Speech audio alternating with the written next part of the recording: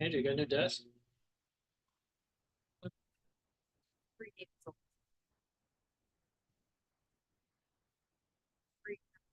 County, right? No. Oh, from that office work.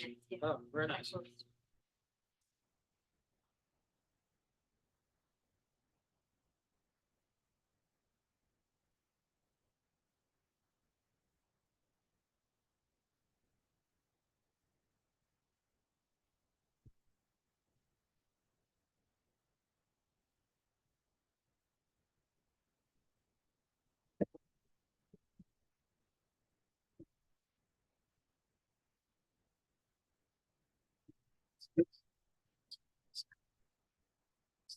They don't.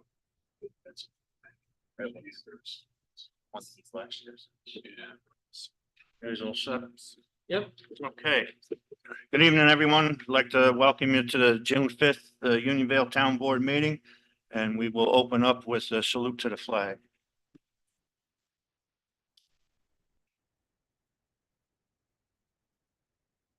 Pledge allegiance to the flag of the United States of America, to the republic for which it stands, one nation, under God, indivisible, with liberty and justice for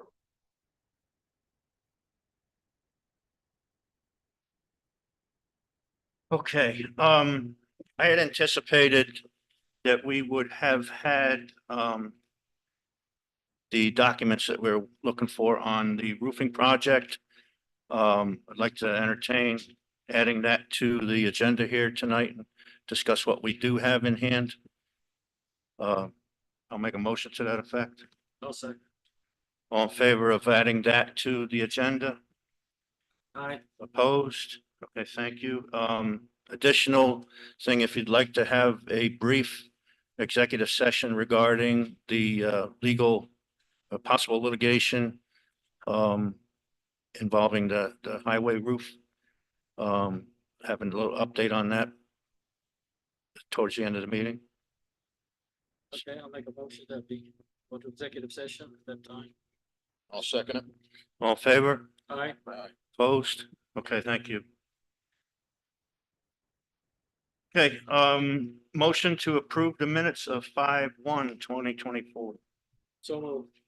I'll second it. All in favor? Aye. Opposed? Thank you. Okay, supervisors report. We hosted a concert with the Arlington Jazz Machine here last week, and it went off very well. The recreation director will have a lot more detail on that. It was kind of cool for me. I was member of the original Arlington Jazz Machine back in the 75-76 school year when it was created, and spoke with the director about that.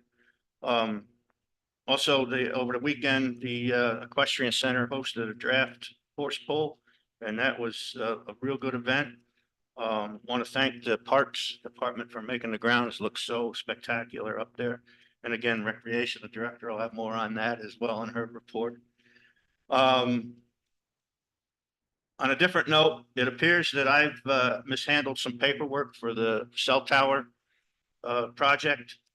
If you recall, in March of this year, we updated a resolution showing our intent that we intended to go forward with the project. That was to be sent to our assemblyman and state senator up in Albany. Shortly after the resolution was approved, I made an attempt to do that, but it had not yet been certified. So it wasn't ready to be sent. I haven't determined whether I didn't go back to it or if I was interrupted while I was in the process of it, but I'm not showing any record of me having sent that. We've missed the deadline on that, so this project is going to be delayed and it's on me. I did make several phone calls to both offices of the assemblyman and the state senator along the way, and was not once reminded that they hadn't received this resolution. But that's the way it worked out, and I apologize for that. Board member reports. Councilman Welsh. Nothing to report, but I'm very interested in seeing our end of year report for 2023 that I believe have to file during May of the following year. Okay, I believe that's been filed and I can provide that to you. Okay. You can check, you're welcome to call the bookkeeper as well. Okay. Usually it's just provided to all the members of the board. Okay. I'll get it for you. Or I'll call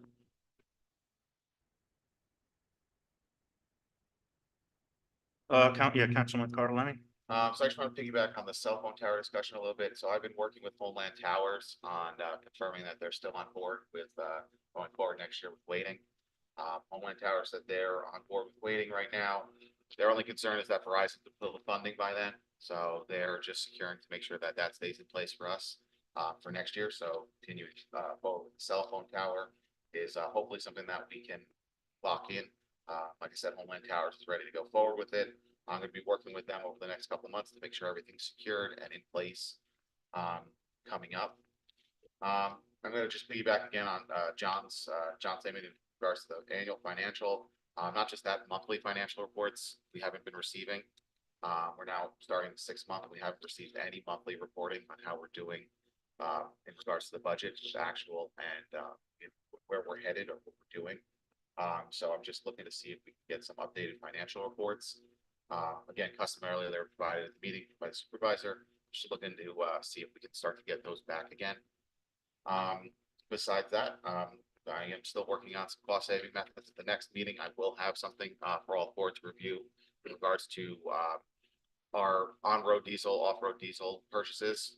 There's the ability to save roughly right now about 20% on what we're spending right now.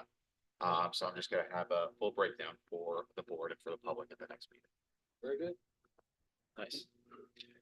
Councilman Derlin. I don't really have much to report other than piggybacking what the other guys said. So that's about all I got at this time. Councilman McKinley.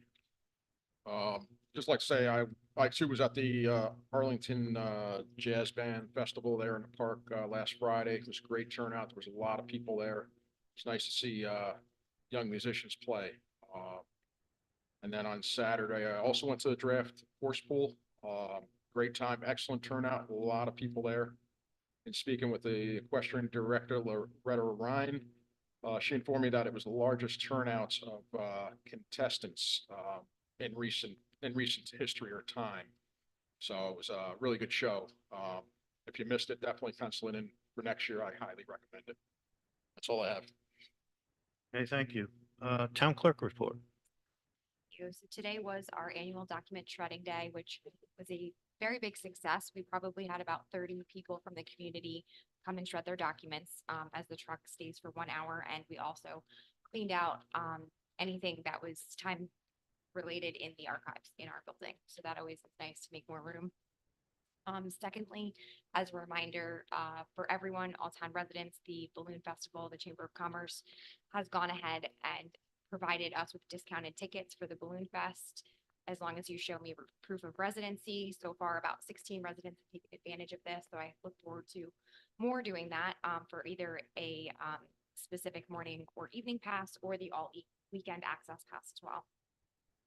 Lastly, you have on your desk a resolution for waiving the local fee for marriage licenses for active members of the armed forces. This isn't something you have to vote on tonight. I just wanted to get this on the table because we finally had an actual member of active duty who this would apply to. So the state had waived the fee back in 2019 and then offered the ability for the local municipalities to do the same. It would be a fee waiver of $17.50 per marriage license for those in active duty. And that's all I have. Thank you. Recreation Department. Right, so as some of you already mentioned, last Friday, we hosted our 2nd annual Music in the Park event with the award-winning Arlington High School Jazz Machine. Family and friends enjoyed a beautiful evening of jazz, as well as delicious food and drinks from the Cluck Truck food truck.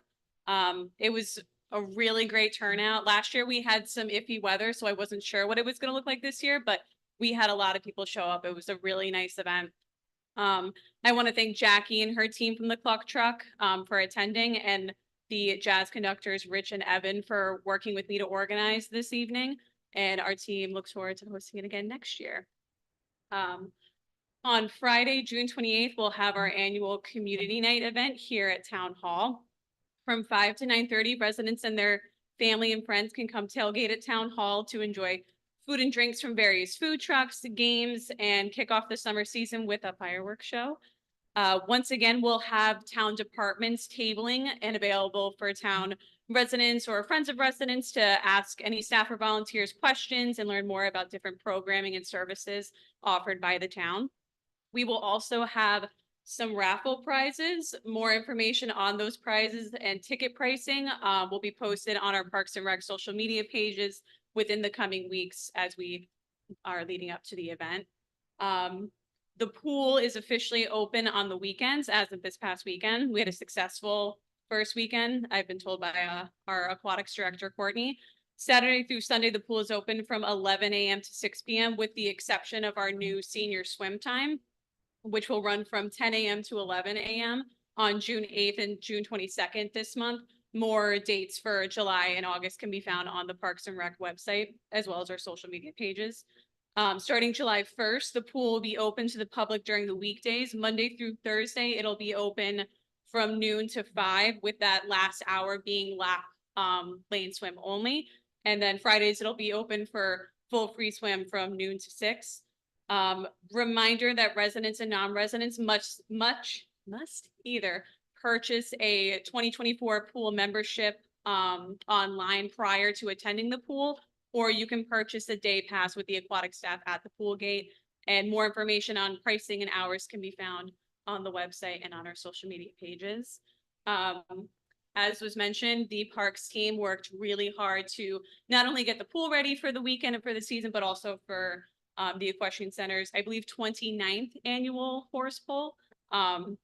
So they did a really good job. They worked really hard to get that looking nice. It was a beautiful day for it. And moving forward, we will now begin really prepping for summer camp. Our maintenance staff will be working to keep the grounds mowed as needed, make sure the pool stays up and running, as well as begin to clean and set up the required rooms and facilities throughout the park. And our team is excited to continue our orientation days. We have a couple of them with our summer staff coming up, and we're looking forward to the start of summer. I will now pass out packets of what I sent the board yesterday evening. I don't know if you got a chance to look at it yet. This is in regards to the invoice for the shirts for summer camp. So this invoice includes all of the campers. So that's kids camp, traditional, our teen leadership camp, as well as our staff shirts. We give staff shirts every year. It's important for those new guys who don't really have a uniform shirt yet to get a shirt. We do give them away old ones from the previous season, but every year we think it's important to give the staff a shirt as well, just so that it's easier for parents to see, you know, who's in charge here. So this year, the invoice is $3,611, and our budget was allocated only $2,000 for those camp shirts. We work with embroidery designs, and Dennis Dunning has always tried to tell the town in the past to expect shirts to go up at least $1 every year just due to inflation. Luckily, they didn't go up too much. I have attached the 2024 invoice as well as the 2023 invoice, so you can kind of compare the pricing. Couple of cents, but nothing super intense. The numbers are pretty much the same. We have the same number of kids come every year. Same number of staff is hired. So there's not much variation there. It's mostly just the pricing itself. So I have been working with the rest of the Parks and Rec team as well as our aquatics team to try to figure out how we can cover the rest of this invoice.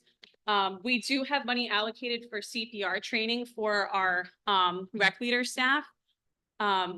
Thankfully, this year, Courtney, our aquatics director, is now certified to teach CPR training. So instead of us having to reach out to another company or another instructor and pay them a higher fee, we can have Courtney teach the class. American Red Cross will charge a certain price per person. I believe it's $35 a person to take the course, but substantially lower than we paid in the past. I believe the last time we had this training, it was around $800.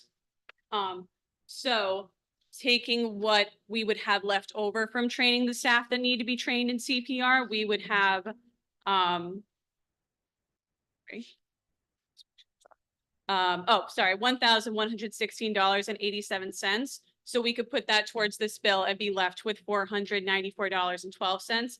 After that, I'm working with Courtney to make our medical supply list for the pool, Band-Aids, burn cream, all that stuff. And try to see if maybe we can not spend the entire budget. That budget is 900. Last year, we spent $731.95. So there could be some money left over this year. I did work on it today. I want to go through it again with Courtney just to make sure I haven't forgotten anything. But as of right now, that supply list is at $719.72. So that's about $180 left over to put towards the shirts. And then from there, we were also talking about possibly pulling from the lifeguard t-shirt line. They don't need that many shirts. The budget for that is $500. At this point, we have a lot of either returning staff or staff who has worked at other pools and they have lifeguard shirts. It is a requirement for male lifeguards to wear a guard shirt while they're on stand. So for that, we only needed to order 15 shirts. I'm still waiting from Embroidery Designs to get that invoice back. You could kind of estimate how much it's going to be based on how much the camp shirts were. I believe the staff shirts were $6.75 a shirt. So it could be comparable to that. Discussing with Courtney, we agreed that we could pull whatever leftover money from there to cover the rest of this. I'm hoping once I have that invoice that it is enough to cover it, but I just wanted to present it to you all and see how you guys felt about this plan to cover this. Yeah, you're permitted to move funds within your own budget section Yeah. as you see fit. Mm-hmm. But if you do, will you have a final tally for the next meeting? I should, yeah, because If you I still put in come the, up with a negative balance at that point, then bring that number to us. Okay. And we'll have to figure out. okay. Yeah, I'm still waiting to hear back how much the pool shirts cost.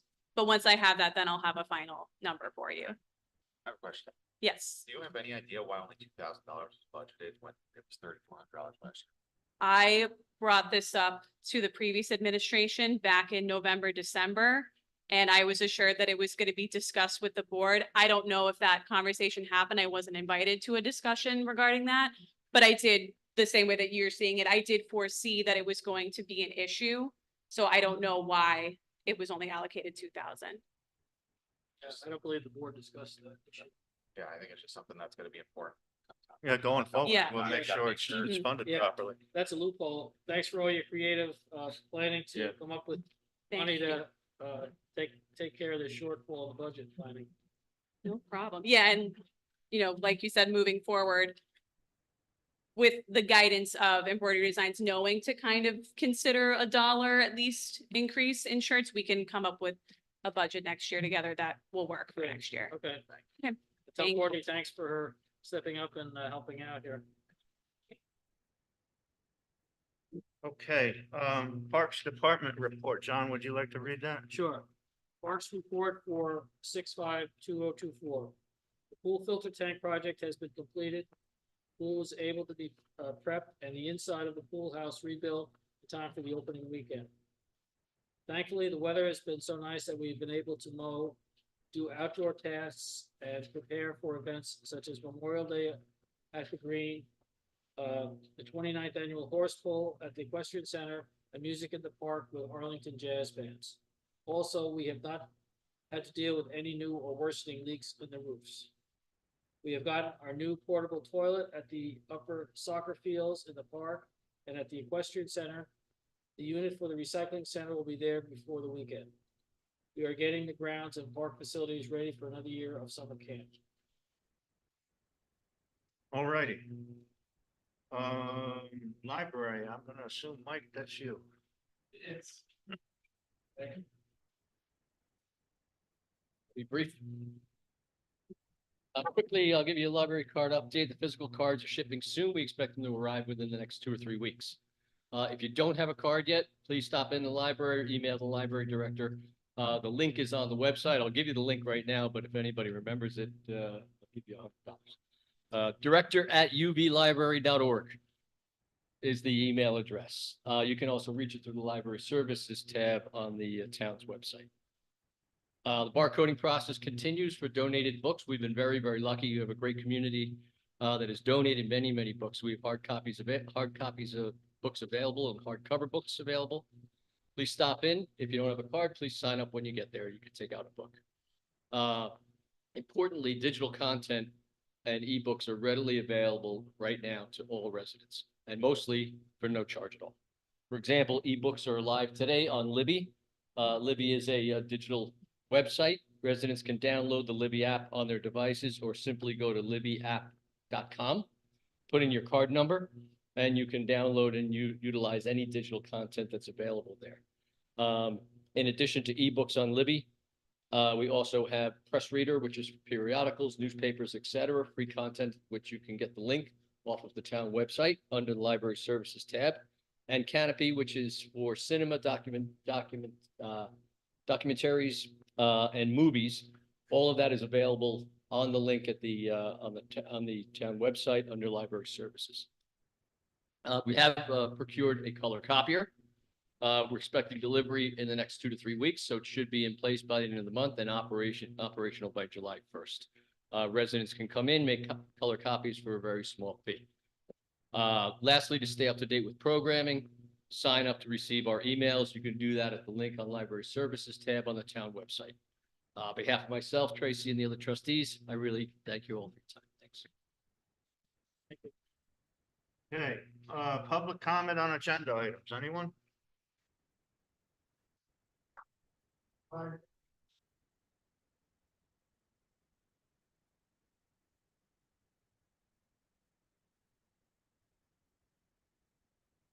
Name and address for the record, please. Yes, Kevin Harrington. I live at 561 Chestnut Ridge Road. Library people continue to refer to the person that's running things down there as director. We do not have a library director. Civil Service has informed us that we're not able to hire one. We have a library manager. Maybe they will correct that in the future, or maybe the board will be able to do something about that.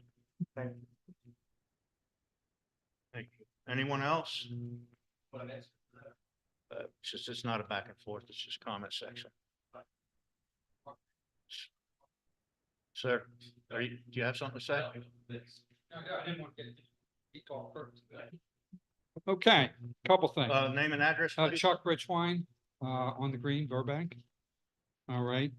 Last month, you guys discussed giving property away to the firehouse. I don't think that's a good idea. There was an argument that the firehouse could use it. The property's 2 miles from Clove Firehouse. We get 260 calls a year. I think the Clove Firehouse can handle the calls. There's no real reason to do it. Keeping it where it is in the town would allow us to look at things going forward to maybe whenever we need it for something else, we could utilize it. The other thing is we haven't seen the town finances. We're 6 months into the year. We haven't seen cash flow. We haven't seen budget versus actual. Question is, why not? Is it that the people that are in charge don't understand how to pull the data, understand the data, report on the data?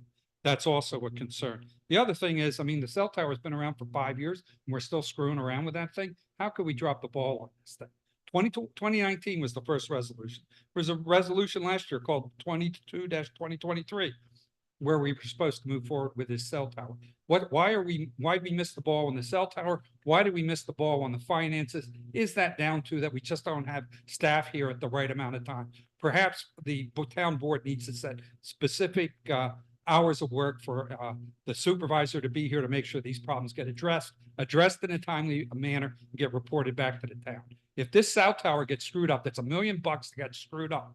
And that's a serious financial implication to this, to the town and the taxpayers here. I understand we're getting paid $25,000 a year, and that's just from Verizon. We get other people to put things on there, that price goes up. Am I correct? Yes. I see the heads going up and down. This is a major screw up. Okay. Thank you. Anyone else like to speak? It's fine. Okay, so that brings us up to the HVAC duct cleaning. I had received one estimate or quote on that. And we had reached out to a company that was familiar with our system here. They didn't do a site visit. The second company that I had come do the site visit did an inspection of the ducts and determined that they're in good shape and we're not in need of cleaning. Really? So, yeah, we dodged a bullet. He said to check again in 2 years. We do apparently have a filter system Yeah, must be on working the well. ducts that are, yeah, and we've been keeping the filters changed regularly.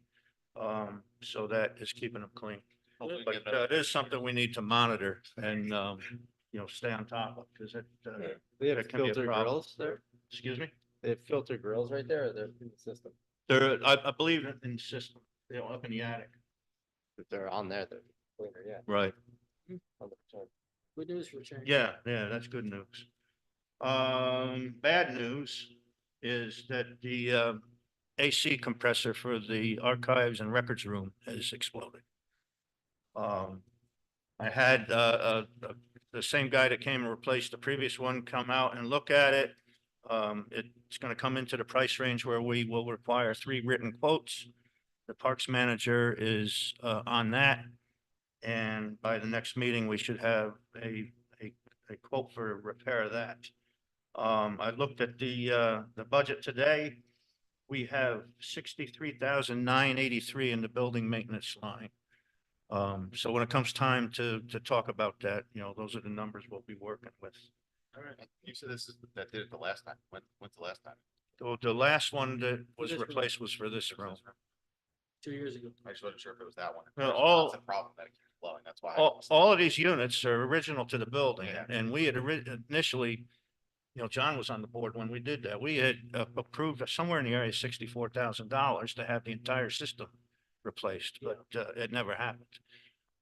So now, they're being replaced as they fail. I would like to get back into looking at, preventive maintenance or preventive replacement at this point.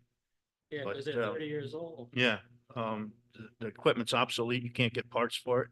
And the gas that's in it is no longer permitted to be used. So we need to look at that, but I think this roof problem we have is more severe than the AC here at this point. Do we have to worry about anything in the archives room? The records, we still have paper records here. The problem is without environmental control in there, the paper can mold. Yeah. So that's why we need to keep that room, have environmental control in that room. Do we have a dehumidifier We do. in that room right now? Yeah, excuse me? In that room right now? Yeah, we have it, that's running, and when need be, we've opened the door and put a fan to force air in there and keep air circulating. But, the lower temperature is a more severe environment for the mold, so that's the reason that room is air conditioned. Yeah, so that's that. We'll revisit that as we get more information.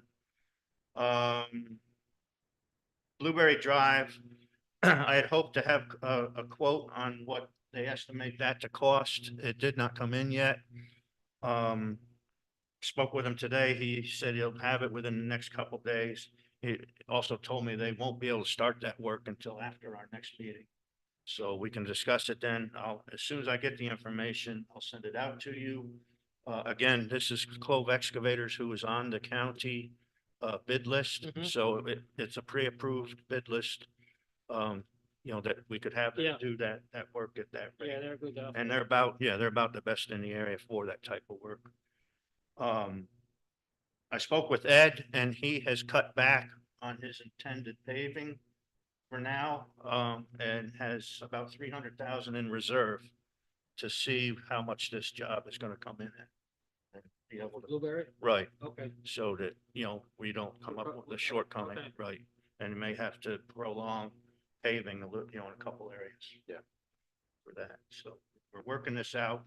And again, I'll provide you with the information as it comes in.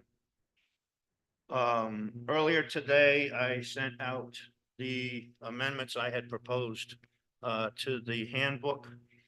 I didn't print the copy because the highlighting and stuff wouldn't carry over into printing. Yeah, But when you have an opportunity, go through that in detail. And at the next meeting, we'll go into further discussion on it. One thing I'd like you to kick around too, that I've been working on, and I mentioned it earlier in the year, are requirements for full-time status in the handbook are mentioned two different methods. In the beginning of the handbook, it says that they need to be a minimum of 35 hours. Later on in the handbook, it says a minimum of 32 hours. And as I discussed earlier this year, our town hall hours don't permit a 32-hour work week. With a half-hour lunch break, it would permit a 28-hour work week at maximum if the employees worked just during business hours. I'm putting together a list of who is considered full-time, and I'll get that out to you. And we're going to need to come up with some kind of policy here. Something I found out as well. Many of our employees here are not keeping a regular schedule. And that kind of screws things up for paychecks for paid time off. Their paid time off is based on the amount of the work hours, the day, what a work hour. They're entitled to 1 day of whatever that day is, be it a 5-hour day, 8-hour day, but they're entitled to 1 hour, 1 day per month in personal time, or no, I believe it's sick time. And then personal time is 8 days for the year. And it's really all over the place in trying to calculate how many hours they're entitled to. So we're going to need to come up with a set of hours for each position. And I'm working on that, and I'll have that information for you as well. Okay. But, keep all this in mind on what we can come up with as a solution.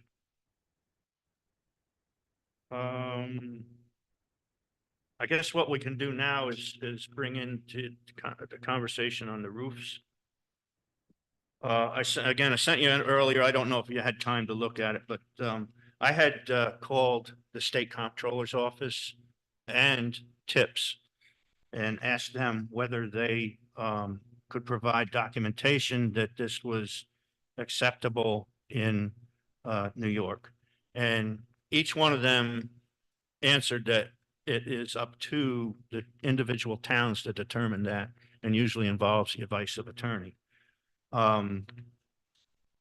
The comptroller's office pointed to me a section in their website that shows, lists what is required to meet the demands of this section 103 of the general municipal law. That is on the 3rd page, I believe, of what I printed to you.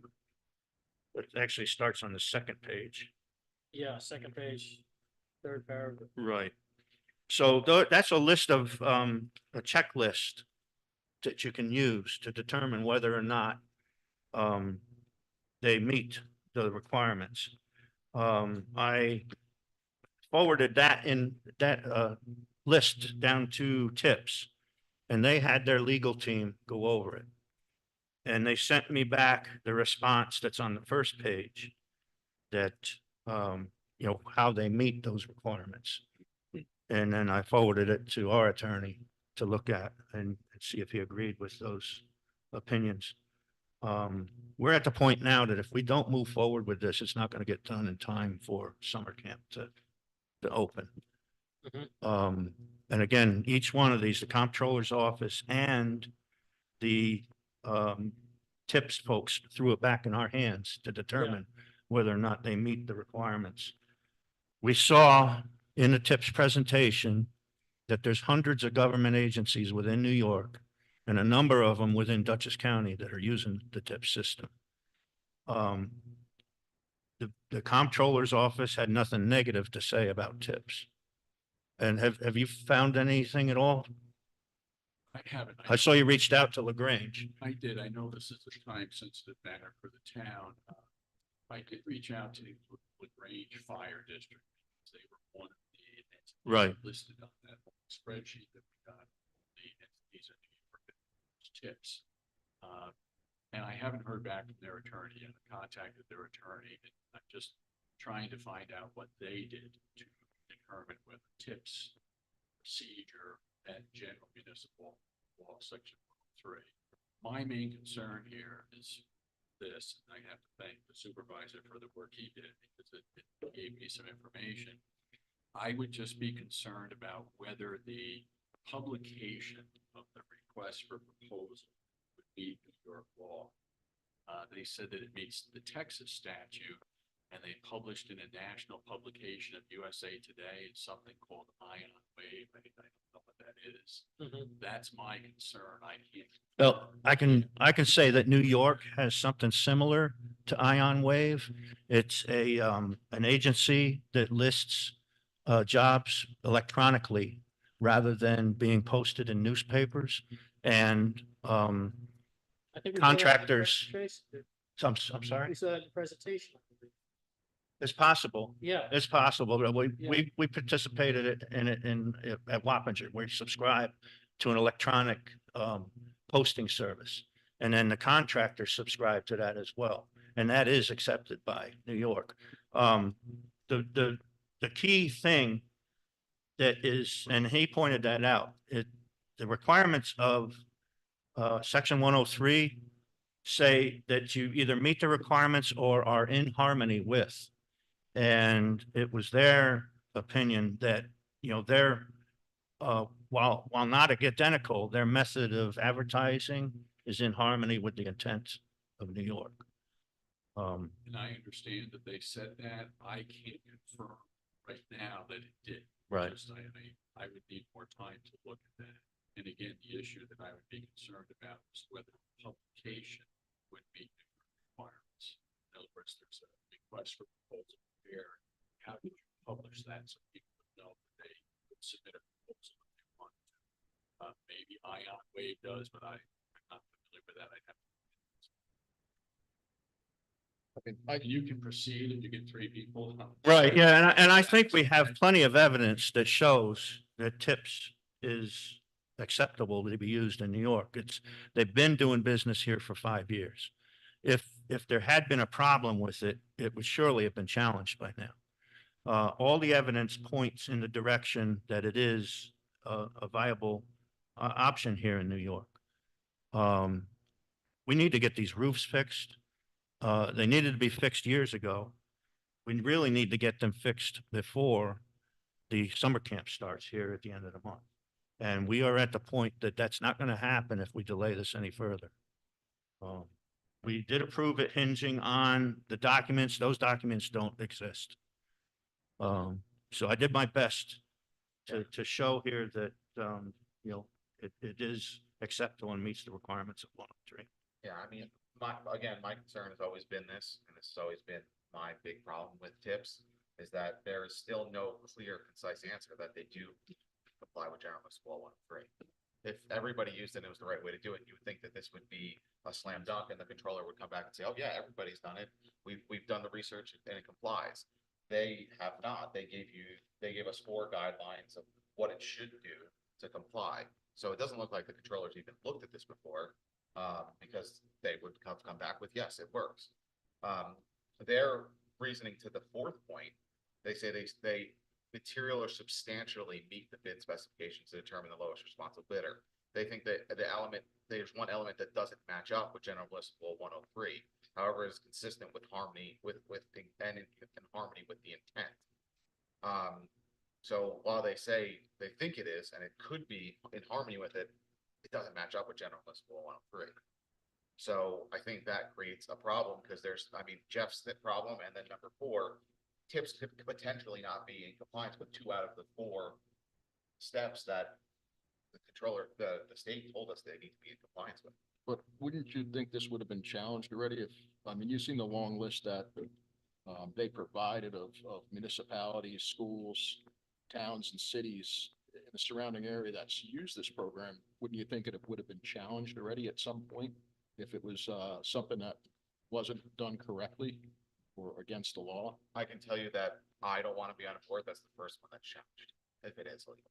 I want to make sure that I do dot all my I's, cross all my T's, to make sure we aren't the first board that there's a challenge with something like this. And from what I'm reading here, and especially from opinion of council, he's not even sure yet either. So how could we move forward when our attorney is telling us he's not sure? They in their own words say they think it's consistent and in harmony with the intent, but it doesn't match what General Municipal Law 103 says. They themselves admit that. So, you know, while other people might have used it, I mean, you know, you can't speed down the road going 75 and say, get pulled over for going 75. So the guy in front of me was going 75, so obviously it's the speed limit. But I would think somebody would have challenged it already with the number of projects that were completed under it.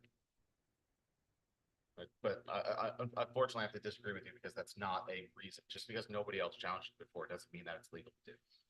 And like Steve said, also with the scheduling, if we were to get this done before, start of camp, as you know, this has been a very wet season, and, just because we have time now, doesn't mean every day is gonna be sunny, so that also tightens up the schedule even more. Can't really roof in the rain. I get it. We've been talking about this since February.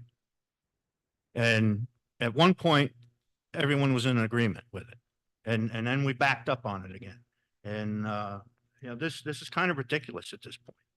We have roofs that are leaking. We need to get them fixed. I've asked you several times to make a decision on whether we're going to go with tips or if we're going to put it out to public bid. I pointed out the pros and cons to each one of them. And here we are, we're still talking. It seems ridiculous to me. There is a clause here within what the state published on their website that you do not need to meet these requirements word for word if they are in harmony with the With the intent of. intent of 103. So and again, you know, they've been doing business here for 5 years. There's thousands of contracts that have been awarded under tips that have not been challenged. None of them have been challenged. I've used tips at Wappinger. And it's a very good method of getting things done and getting them done with a reasonable cost and saving a lot of time. Our own attorney is telling us he's not. Well, I'm going to make a motion that we go forward and have these roofs done under the TIPS program as we previously agreed. Have a second on that? I'll second it. Poll the board, please. Councilman Bartolome, No. Councilman Welsh, Yes. Supervisor Frazier, Yes, Councilman McGivney, Aye. Councilman Derland. Yes. thank you very much. Now I think we would like to move into executive session to discuss possible litigation on another roofing project. Make that motion. I'll make the motion. Is that proper announcement, Jeff? Yes, it is. Okay. All in favor? Aye. Opposed? Thank you.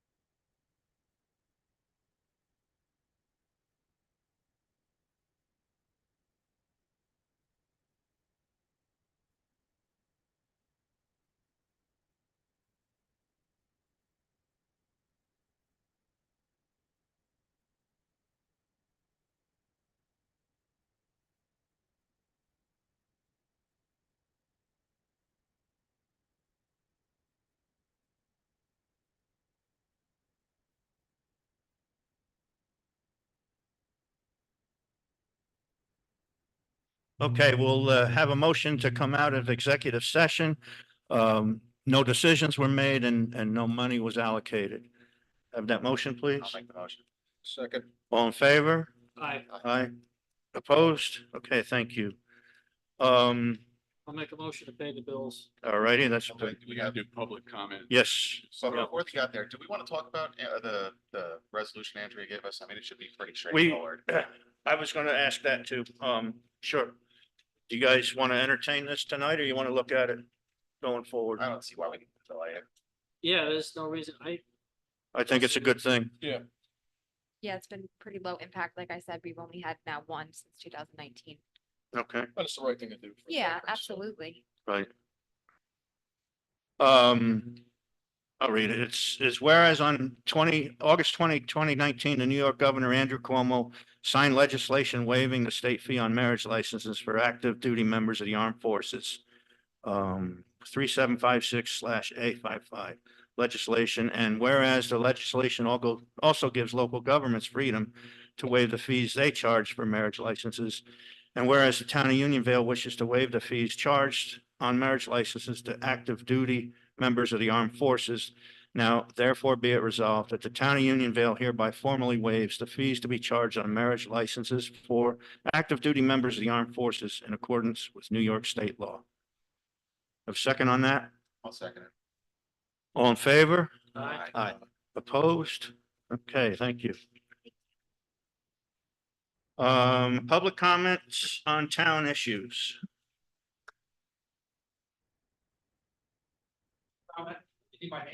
No, remember last time. I think you need to come up with a digital plan for the records. All right, I think I talked to you guys before about how difficult it was for me to turn the plans into George. And you have to print them out to a certain font size, you have to have it on a certain paper size, it can't be folded. There's a whole bunch of, it'd be a lot easier. You could just ship them in and you guys stored them correctly. Of course, that means you gotta come up with the right service strategy and security strategy. Okay, but I'm sure there's other towns that have already done this. That's the first thing. Second thing is cutting back on paving, guys. I've looked at the roads. We're cutting back on paving. You guys discussed that tonight and I didn't hear a lot of dissension within the ranks on that. I mean, the highway department's budget's what, $800,000? The firehouse budget is 1.5 million, of which, John, you're in the fire department. What's the ambulance, 900,000 of that? 800. 800,000 of it. I mean, we're gonna get to a point where the residents can't afford to live here. All right, because of the firehouse. We gotta come up with an effective. Well, I'm solution. discussing that tonight. And that is, you should be discussing that with the fire commissioners. Yeah, go to the fire district. Who pays that bill? You guys transfer my money, correct? The fire district, we don't. All right, and then, you know, you gotta look at that highway budget, because. You know, I look at some of these roads and I'm surprised that you guys are cutting back on paving, it seems to me. That's something Well, that needs. the reason that we're putting money in reserve, because we found that we have a very poor drainage system up on a road that was scheduled to be paved. So rather than pave over top of poor drainage and a collapsing system, we're putting the money in reserve to figure out what that is going to cost to replace. And then going forward, if there's money left over, we're going to put it back towards the paving. $300,000, is that what I heard? You know nothing about what we're looking at. I thought you said there's 300,000. That's what I said. Okay. Out of an $800,000 budget. Okay. They already did some paving. So 300,000 of what is left, they're gonna just put aside for now. We're trying to avoid To- having raised taxes to do some repair work with money that we have. We're putting into reserve. And if the job comes in at less than that money, then it certainly will go back into paving. Well, that'd be great. Maybe that we could see that the finances next month. And I just want to comment on the record retention. I definitely think that's something that we should look into going forward, maybe somehow digitalizing. Because I know going backwards, it'd be extremely expensive for the town to go backwards and digitalize records. So I think that'd be something that we should probably start to look into. Because a lot of towns are all digital now, and it'd be nice probably going forward for residents to be able to submit things digital, architects and engineers. I think it's definitely something we should look into, but I've heard numbers in the past of it being, 40, 50,000, something like that to go back and digitalize. It's more than that. Yeah, more than that. Yeah. Yeah, I heard it was some ridiculous amount of money per box. So I think that's something that if we could look into it, we should probably Spec search.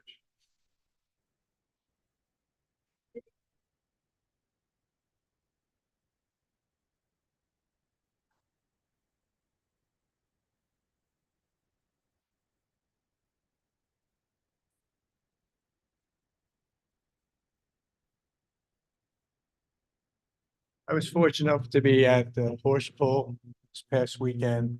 I just want to congratulate park staff and the people who run the Equestrian Center. They both did different jobs. They both did great. The grounds were in the best condition I've ever seen them. There were a lot of people walking around, a lot of little kids playing. The grass was mowed, and it was mowed in a fashion where they had cut it with a brush hog and then redone it with a dress mower. It was great. Parking was terrific. Everybody had a good time that I spoke to, and the horses were tremendous. It was probably the best horse pull I've ever attended, and I think the park staff should really be commended. They did an absolutely fantastic job. People were got in and out easily, and they had prepared room for many more cars to park, even though there were a lot of people there. And I personally like to thank them. Thank you. Motion to pay the bills, please. So moved. Second on that. All in favor? All right. Opposed? Carried. Okay, next meeting will be June 19th here at 7:30. Motion to adjourn, please. So moved. Second. All in favor? All right. Opposed? Okay, thank you very much. Thank you, folks, for coming.